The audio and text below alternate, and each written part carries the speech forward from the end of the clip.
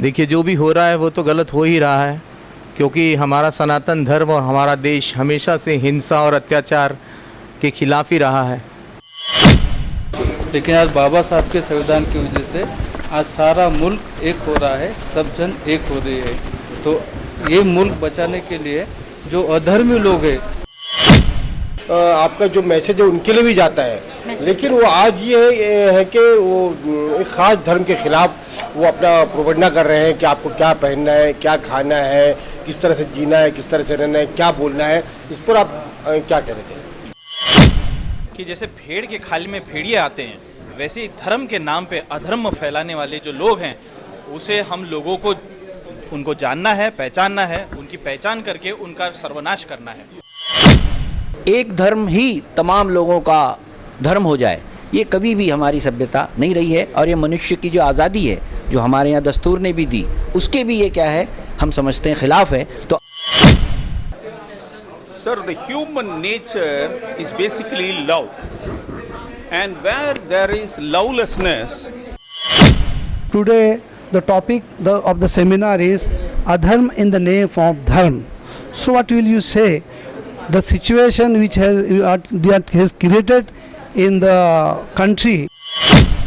तो जो लोग इसको गलत समझते हैं, उनको मिलजुल के आगे बढ़ना पड़ेगा, उनको उनका हाथ पकड़ के रोकना पड़ेगा और उनको ये बताना पड़ेगा कि हम इस माशरे में आपको ये करने की इजाज़त नहीं देंगे। धर्म के नाम पर भरम फैलाने की कोशिश की जा रही है, ये तो आप मानते हैं? जी, वो बात भी सही है, लेकिन हमने इसकी ज़रूरत महसूस की कि कई जगह से बातें उठ रही है। हिंदू मज़हब में हो, क्रिश्चियन मज़हब में, सब लोग ये बात रखें अपनी बात कि देखिए ये जो चीज़ें हो रही है धर्म के नाम पर, ये धर्म नहीं बल्कि अधर्म है। दोस्तों, आप जानते हैं कि देश में आज किस तरह के हालात हैं। इसी मौजू को लेकर यहाँ पर अमन व इंसाफ नामी तंजीम ने मराठी पत्रकार संघ में एक आज प्रोग्राम का आयोजन किया गया है, जिसका टाइटल है धर्म के नाम पर अधर्म। जो हालात हमारे साथ बने हुए हैं उसी को लेकर हम बात करते हैं जमात इस्लामी मेट्रो मुंबई के सदर जनाब हसी भाटकर जी से। हसी भाटकर जी, धर्म के नाम पर अधर्म, तो हमारी जिम्मेदारी क्या बनती है, देश की जिम्मेदारी क्या बनती है?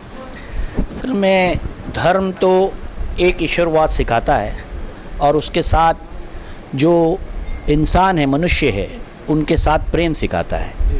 और हमारा जो हिंदुस्तान की सभ्यता रही है वो मेल्टिंग पॉट की नहीं रही है कि तमाम धर्म एक में समा जाए, बल्कि वो फ्रूट सलाड की रही है कि जिसमें हर धर्म का अपना एक मकाम है।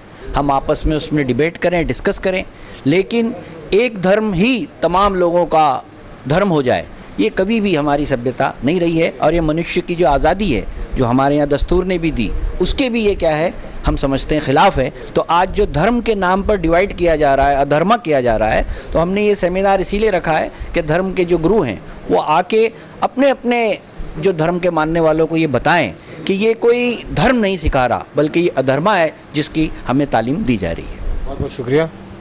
बाबा सत्यनाम दास जी भी हमारे साथ मौजूद है। सर, आज इस तरह से देश में धर्म के नाम पर अधर्म की राजनीति की जा रही है, उस पर आप क्या कहना चाहिए? देखिए, जो भी हो रहा है वो तो गलत हो ही रहा है, क्योंकि हमारा सनातन धर्म और हमारा देश हमेशा से हिंसा और अत्याचार के खिलाफ ही रहा है। हमारा देश वो देश है जो महिलाओं को तो इतना सम्मान देता है कि यहाँ गौ को गौ माता कह के बुलाते हैं, और जितनी नदियाँ उनको गंगा मैया और दूसरी मैया के नाम से बुलाया जाता है। फिर स्त्रियों के प्रति अगर ऐसा कोई भी अत्याचार या अन्याय होता है तो हम किस तरह सहन कर सकते हैं? हमारा सनातन धर्म इस बात को कभी भी गवारा नहीं करेगा कि इस तरह का महिलाओं का अपमान हो। और हम लोग जिस तरह से विमेन एम्पावरमेंट की बात करते हैं, तो उस हिसाब से तो हमको बहुत कोशिश करनी चाहिए। और ये हम सब का, इसमें सिर्फ सनातन धर्म ही नहीं, इस्लाम को मानने वाले हिंदू, मुस्लिम, सिख, ईसाई, जैन, बुद्धिस्ट, पारसी, सभी लोगों को एक साथ आकर इसके खिलाफ जो है कुछ आवाज़ उठानी चाहिए, तभी इस देश का कुछ सुधार हो सकता है।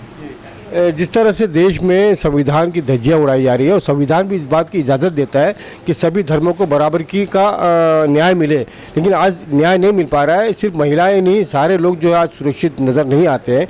जहां पर देश में बलात्कार भी हो रहे हैं, मर्डर भी हो रहे हैं, हिंसा हो रही है और फसादात भी हो रहे हैं। आतंकवाद का भी बहुत बड़ा हुआ खड़ा करके कुछ समाज के लोगों को निशाना बनाया जा रहा है। इस पर आप क्या कहना चाहेंगे?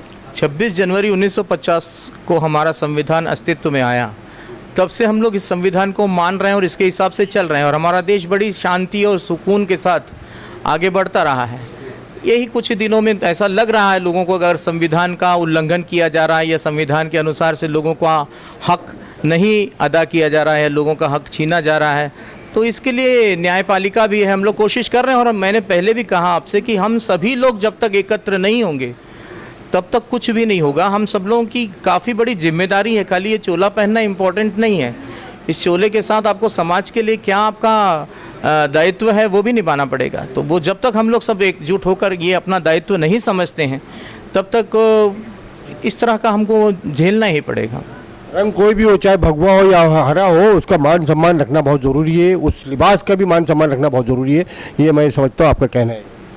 ज़रूर ज़रूर, रंगों से कोई मतलब नहीं है, भगवा हो, लाल हो, हरा हो, सफ़ेद हो, काला हो, आखिर उन रंगों के अंदर जो विचरण करने वाला तो इंसान है ना। इंसानियत सबसे बड़ी चीज़ है, मानवता से बढ़कर कोई धर्म नहीं है और प्रेम से बड़ी कोई बोली नहीं है। तो हमें इस मानवता और प्रेम का ख्याल रखना पड़ेगा और इसी तरह हम आगे बढ़ सकते हैं। अच्छी बात कही आपने, बहुत बहुत धन्यवाद आमना सामना मीडिया से बात करने के लिए। जमात इस्लामी मुंबई मेट्रो के जनरल सेक्रेटरी जनाब शाकिर शेख साहब इस मौके पर मौजूद है।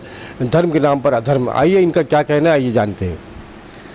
देखिए, बेसिकली हमने ये जो सेमिनार या जो परिषद इसलिए आयोजित की है कि हम कई दिनों से देख रहे हैं कि कुछ लोग हैं जो चेतावनीखोर भाषण कर रहे हैं और पूरे मीडिया में नफ़रतों का माहौल और देश में भी नफ़रतों का माहौल फैला रहा है। और कई लोग जो है माँ और बहनों की इज़्ज़त लूट रहे हैं, यहाँ तक कि कई हत्याएं भी की जा रही हैं। कुछ मामलों में हमने देखा कि लोगों ने बलात्कार किया, हत्याएं की, कानून ने उनको सज़ा भी दी।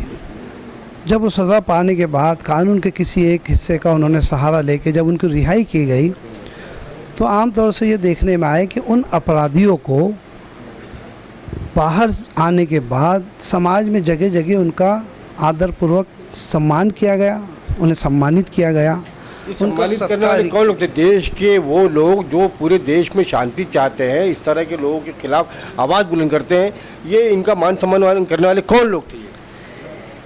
ये वो लोग हैं कि धर्म को उन्होंने ऐसा लगता है कि सही तरीके से समझा नहीं है कि धर्म क्या है।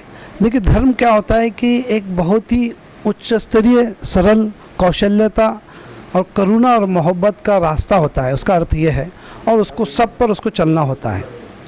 अब आप ये कह रहे हैं कि धर्म को समझा नहीं, धर्म के नाम पर भ्रम फैलाने की कोशिश की जा रही है, ये तो आप मानते हैं?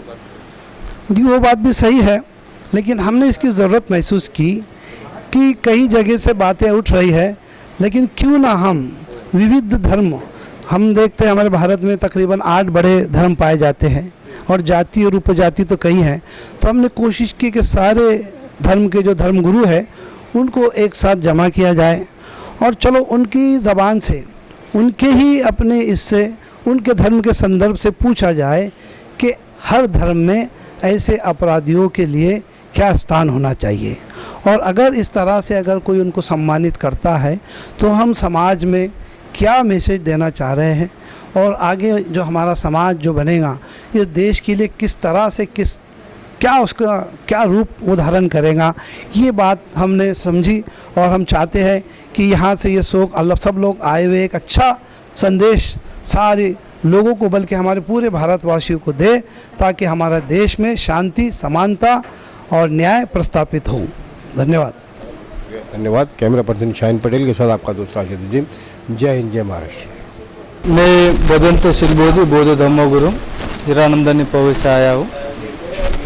आज जो यहाँ पे सब धर्मगुरु को इकट्ठा बुला के जो धर्म की बात, इंसान की बात रखने का जो मौका अमर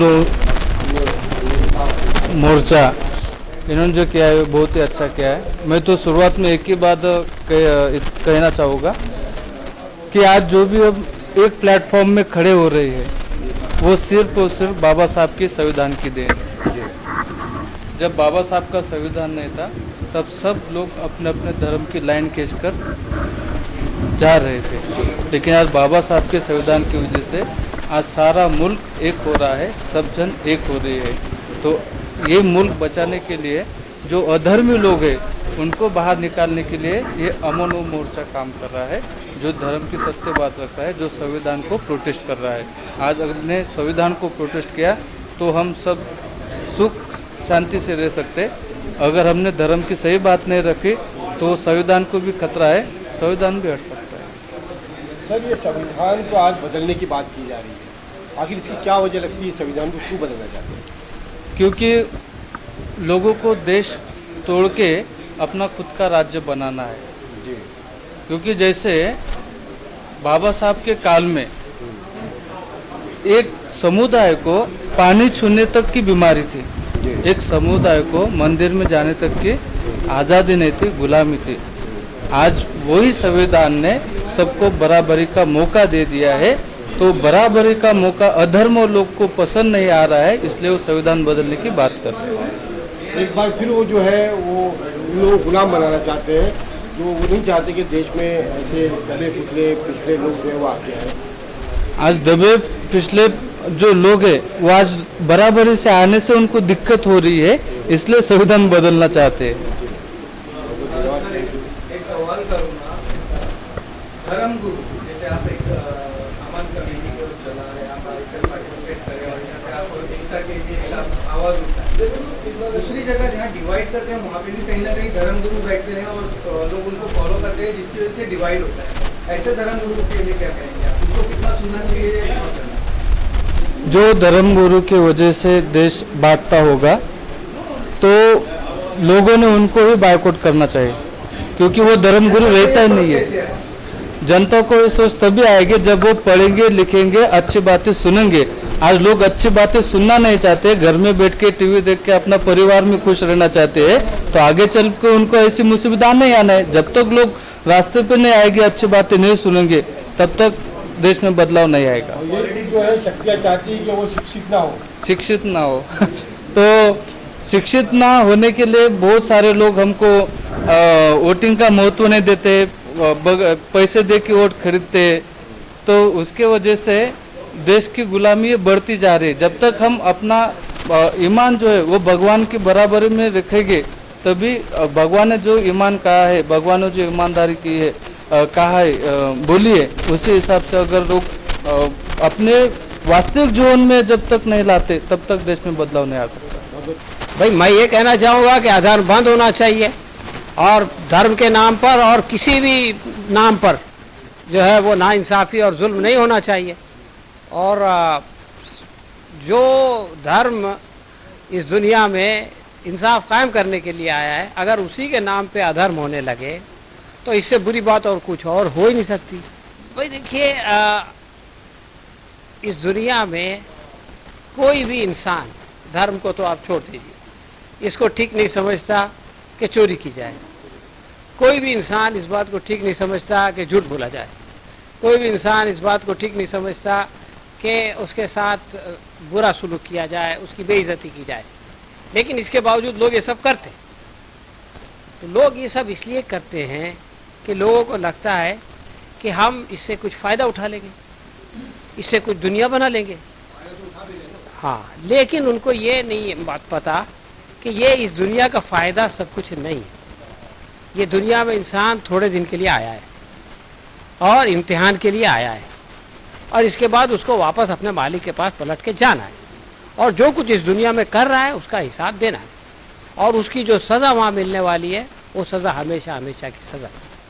तो जब ये बात, इस बात को इंसान भूल जाता है कि उसकी ज़िंदगी का इस दुनिया में आने का मकसद क्या है और इस मकसद को पूरा नहीं करने का नतीजा क्या है, और अगर वो इस दुनिया में इंसाफ कायम करते हुए और जुल्म के ख़ात्मे के लिए अपना सब कुछ कुर्बान कर दे, तब भी उसका इनाम क्या है, वो कैसी जन्नत है जो उसका इंतज़ार कर रही है, वो कैसा इनाम है, वो कैसी नेमतें हैं जो उसका इंतज़ार कर रही है।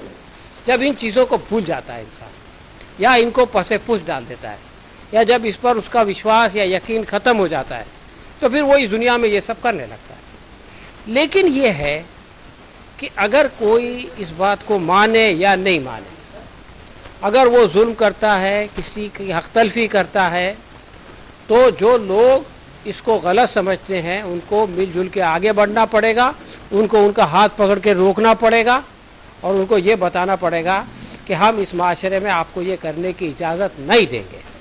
तो जब तक कि ये नहीं होगा तब तक के जो है वो इस दुनिया से नाइंसाफ़ी ख़त्म नहीं होगी।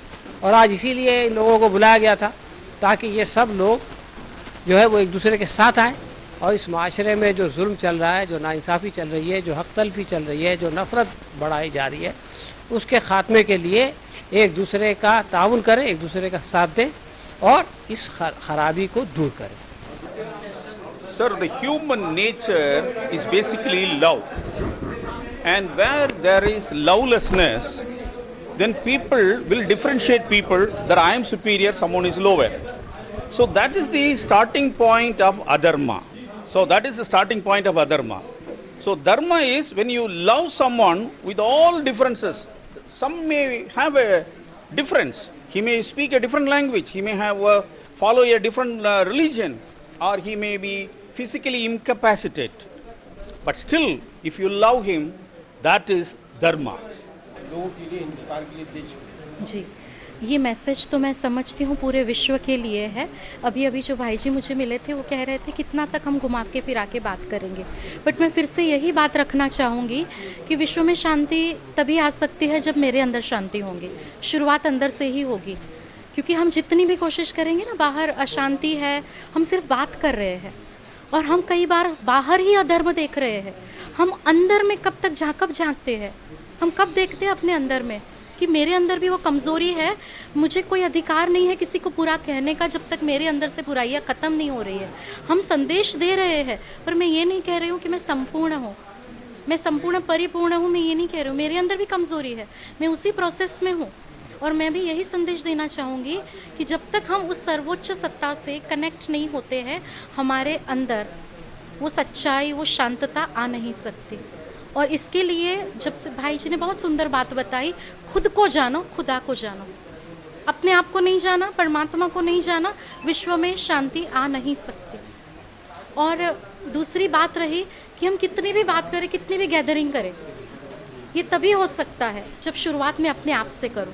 इसलिए पहले भी यही बताया था, आध्यात्मिकता अर्थात आत्मा का अध्ययन। मैं कौन हूँ, मेरा कौन है। हम जितना भी बात बहुत सुंदर बताई कि हम सभी एक परमात्मा की संतान है, कितना हमने फील किया। All Indians are my brothers and sisters, कितना फील किया। हम अपने बाजू वाले को भी भाई नहीं समझते हैं, तो पूरे विश्व को भाई कहाँ से समझेंगे। किस आधार पर हम कह रहे हैं कि सभी मेरे भाई बहन हैं, क्योंकि हम सब एक पिता के बच्चे हैं। जब तक ये क्लैरिटी नहीं, जब तक ये एक्सेप्टेंस नहीं, हम शांति नहीं ला सकते। मैडम, जो ये सत्ता में लोग बैठे हुए हैं जिन्होंने देश का पूरा माहौल ख़राब किया है, ये तो आपका जो मैसेज है उनके लिए भी जाता है, लेकिन वो आज ये है कि वो एक ख़ास धर्म के ख़िलाफ़ वो अपना प्रोपेगेंडा कर रहे हैं कि आपको क्या पहनना है, क्या खाना है, किस तरह से जीना है, किस तरह से रहना है, क्या बोलना है। इस पर आप क्या कह रहे थे? मैं कोई भी धर्म के प्रति, कोई भी व्यक्ति के प्रति मैं कुछ कहना नहीं चाहूँगी। मैं ज़रूर ये कहूँगी कि जब आप अपने स्वधर्म में हो ना, तो आप सत्य ही चलेंगे। और हम किसी के कहने से या किसी के बोलने से चल रहे कर रहे ऐसे नहीं है। हमारे मन को क्या महसूसता हो रही है, मुझे क्या, किस में खुशी हो रही है, किस में मुझे शांति महसूसता हो रही है, ये आप महसूस करें ना मैडम। लेकिन देश में कुछ लोग जो है वो अपनी मर्जी लाद रहे हैं। अगर आपसे कहें कि आप जिस तरह से जी रही हैं, आप जिस तरह अपने धर्म को मानती है, विश्व में शांति फैलाने का काम कर रही है, तो आपसे कोई कहे कि आप जो गलत कर रही हो, आपको ऐसे नहीं ऐसे करना है, वो अपनी मर्जी लाद रहे हैं, उस पर आप क्या करेंगे? मैं नहीं समझती अगर मैं सत्य के रास्ते पर चल रही हूँ। किसी भाई ने बहुत सुंदर, एक बड़े भाई जी ने कहा था कि अगर आप वो सत्य के राह पर चल रहे होंगे, आपको ईश्वर की मदद 100% रहेगी। आपको उसमें कोई बाधा, अगर बाधा आएगी भी तो भी आप उसको पार कर लेंगे। हमारे यहाँ पर बहुत सुंदर एक गीत है, ये मत कहो खुदा से मेरी मुश्किलें बड़ी है, इन मुश्किलों को कह दो मेरा खुदा बड़ा है, सो मुझे कोई रोक नहीं सकता। जब हम शांति की बात करते हैं ना, तो आंतरिक शांति को भूल जाते हैं। आज आसपास कितनी भी आवाज़ हो रही होंगी, पर मैं अंतरात्मा से अगर शांत हूँ, मुझे आसपास की आवाज़ डिस्टर्ब नहीं करेगी। मैं अगर अंदर से खुश हूँ, मुझे आसपास का कोई वातावरण दुखी नहीं कर सकता है, कितनी भी परिस्थिति आए। इसीलिए पहले भी कहा, जब मेरा साथी वो है, मुझे कोई रोक नहीं सकता है। तो ये हम नहीं सोचे कि कुछ लोग हमें रोक रहे, नहीं, मैं उसमें कितनी स्ट्रांग हूँ, मैं अपने फेथ में, मैं अपने विश्वास में कितनी स्ट्रांग हूँ। मैं कमज़ोर हूँ तभी मुझे बाहर से अटैक आ रहा है। जब मेरा शरीर के अंदर वीकनेसेस है, शरीर के अंदर मेरे अगर वो रोग प्रतिकारक शक्ति कम है, तब बाहर से जर्म्स अटैक करते हैं। तो हम बाहर ना देखें, हम अंदर देखें कि मुझे कहाँ वर्क करना है।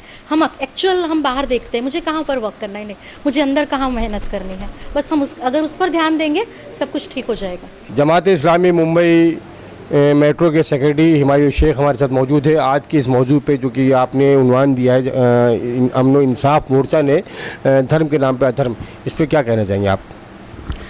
बुनियादी तौर पर ये जब प्रोग्राम रखने के बारे में हमने गौर किया और भी लोगों से बात की, तो ये पूरे जो हालात हमारे सामने थे, जो मुल्क में पेश आ रहे थे, उससे बुनियादी जो फैक्टर हम लोगों के सामने आया कि जो भी चीज़ें लोगों के सामने अत्याचार किए गए या उनके साथ ज़्यादती की गई, उनको लिंचिंग की गई या उनको किसी चीज़ के परेशान किया गया, तो उसमें मज़हब का आड़ ली गई।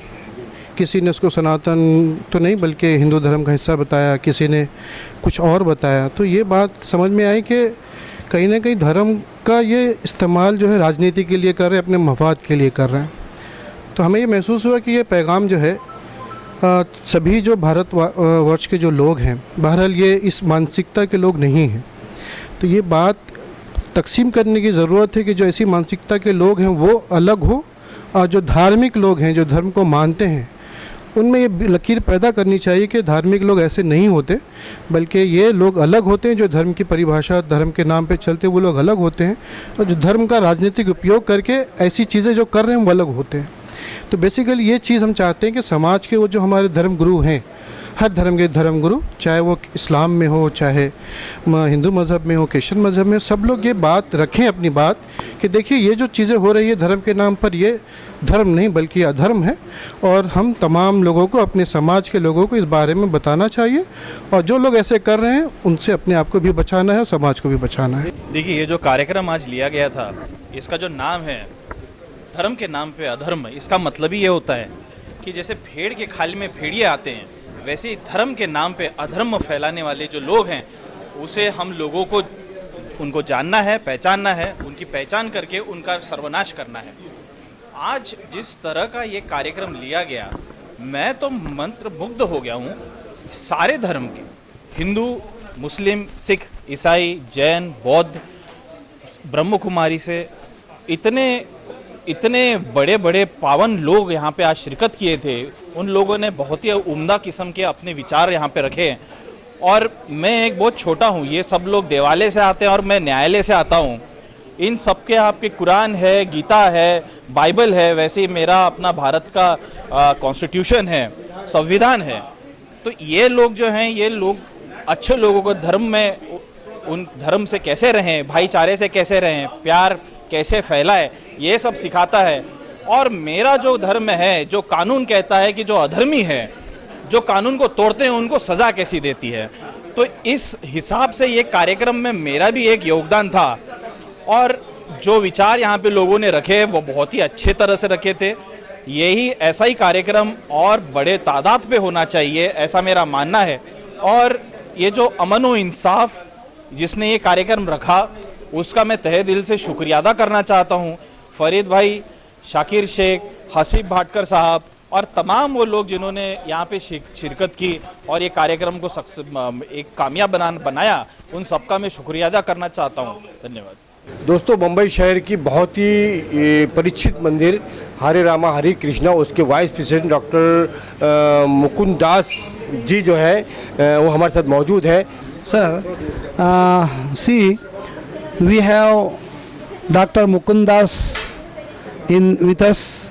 He is the Vice President of ISKCON Hare Rama Hare Krishna Mandir, Mumbai. Dr. Sahab, I will like to ask you, today the topic of the seminar is Adharm in the name of Dharm.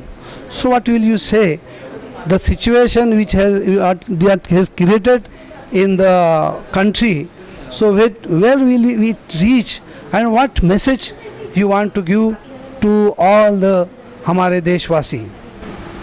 There is no right way to do a wrong thing. So you can't paint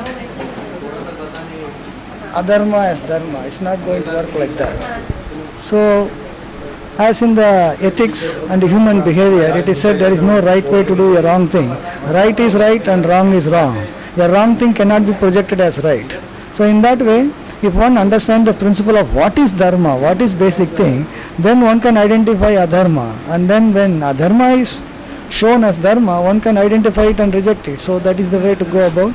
So for peace and harmony, one should understand what is dharma and try to follow it oneself and then try to teach others. So in that way, one can actually make progress. Thank you.